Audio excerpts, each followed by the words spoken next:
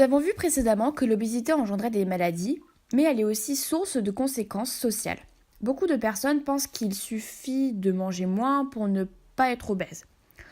Cette maladie est souvent sujet de moqueries ou d'insultes. Ceci est une forme de discrimination appelée grossophobie. Pour étudier ce phénomène, nous nous intéresserons à l'obésité dans les écoles, mais aussi au travail. Tout d'abord, on peut retrouver des discriminations envers notre poids à l'école. Comme je n'ai pas de source fiable, je vais faire part de ma propre expérience.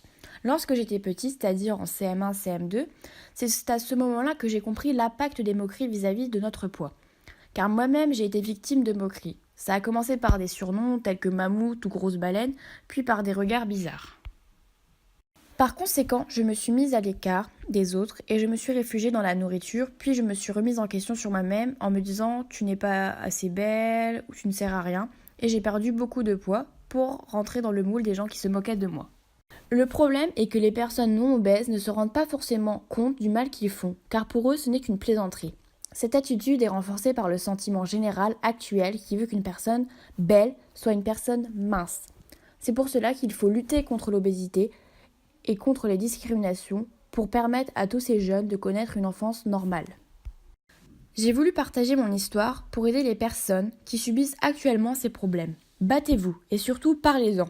Je sais que c'est difficile, mais vous êtes plus fort que vous ne le croyez.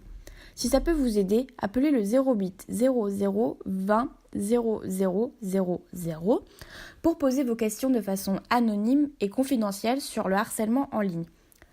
Ainsi, les discriminations à l'école font très mal et sont souvent cause d'effets secondaires comme pour moi avec un renfermement sur moi-même et des troubles alimentaires par la suite. Néanmoins, il est possible de se faire aider. Ce n'est pas une conséquence fatale de l'obésité si on en parle. Et je vous invite à regarder la vidéo suivante qui vous parlera de la discrimination au travail.